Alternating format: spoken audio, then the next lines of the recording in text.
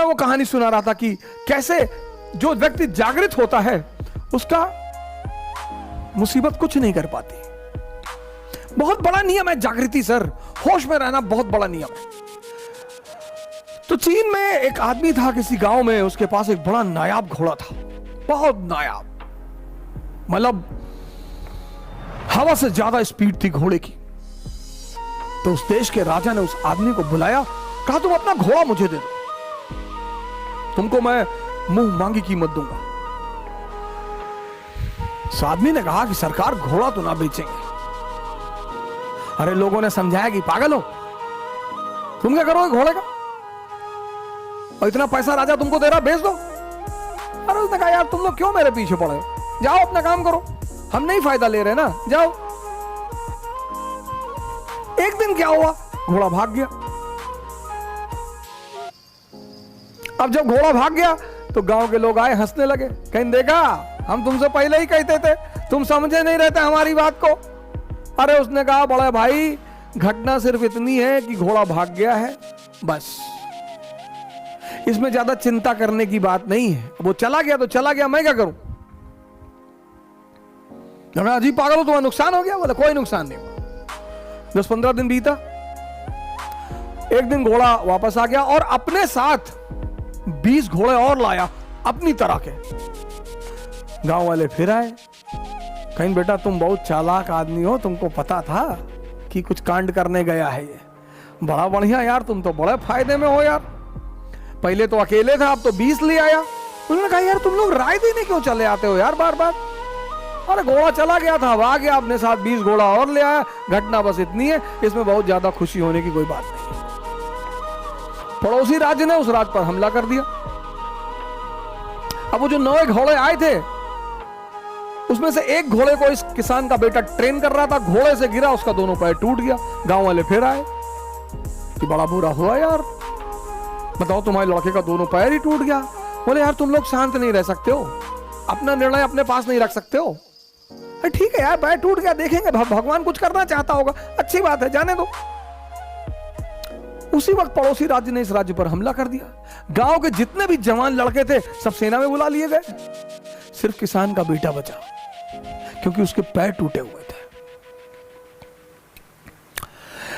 इस दुनिया में, खासकर इस देश में 95% लोग उस चीज के बारे में सोचते हैं जो उनके हाथ में है ही नहीं।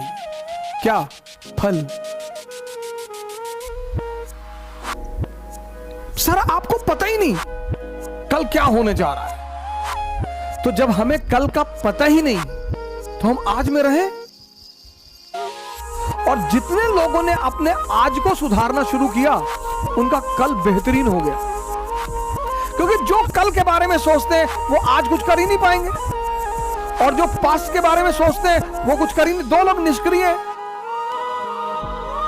जो कल के बारे में सोचते हैं वो तो थोड़ा बहुत कुछ करेंगे भी, लेकिन जो पास्ट के बारे में सोचते हैं, हमारे पिताजी गवर्नर थे, रहे होंगे, बहुत लोगों के पिताजी गवर्नर थे। देश विषम परिस्थिति से गुजर रहा है, कोई बात नहीं सर, धरती है, पृथ्वी है, ऐसी चीजें आती रहती। इतिहास जब लिखा जाएगा तो लिखा जाएगा कि जब कोरोना का संकट आया तो भारत के हर नागरिक ने एक योद्धा की भूमिका निभाई। जिस देश में ऐसे राजा रहे हों, शिक्षा ही तो थी सर।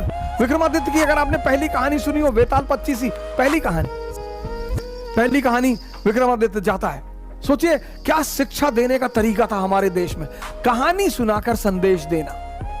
उस देश में ऐसी किताबें छपने लगी जिनसे कोई मतलब ही नहीं। किताबें तो किसी को भी महान बना दे, बशर्ते वो आपसे बात करने लगे। किताबें जल्दी किसी से बात नहीं करती सर, पढ़ते बहुत लोग हैं, बात वो दुनिया में बहुत कम लोगों से करती हैं। बोलती हैं किताबें सर, और एक बार किताबें आपसे बात करने लगी, कंडीशन क्या है? किताब आपसे बात करेगी, मन शांत हो जाए। जैसे आप किताब पढ़ रहे हैं और आपका पीछे का मन बड़बड़ा रहा है, कहीं और बैठा हुआ है, तब वो समझ जाती है कि आप मेरे पास है ही नहीं, आप तो कहीं और बैठे हैं। इतनी सेंसिटिव होती हैं किताबें। इसीलिए भारत देश में हम जब किताब से पैर लग जाता है तो हम उसे उठाकर अपने मत्थे पे लगाते हैं।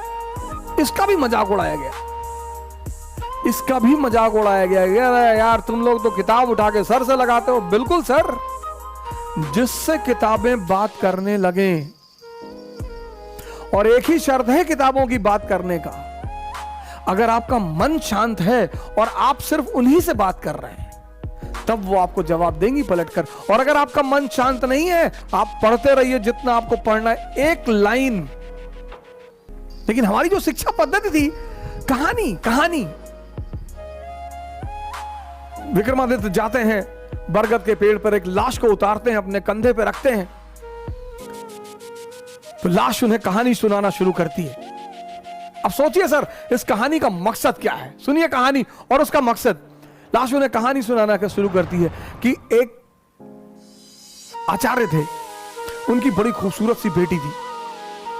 आचार्य के 3 शिष्य थे और तीनों उस लड़की को बहुत प्यार करते थे और तीनों बड़े योग्य थे। आचार्य जी को भी लगता था कि यार योग्य तो तीनों हैं, लड़की को भी लगता था कि योग्य तो तीनों हैं, तो शादी किससे करूं? बाप और बेटी दोनों बड़े कंफ्यूज थे कि विवाह किससे किया जाए।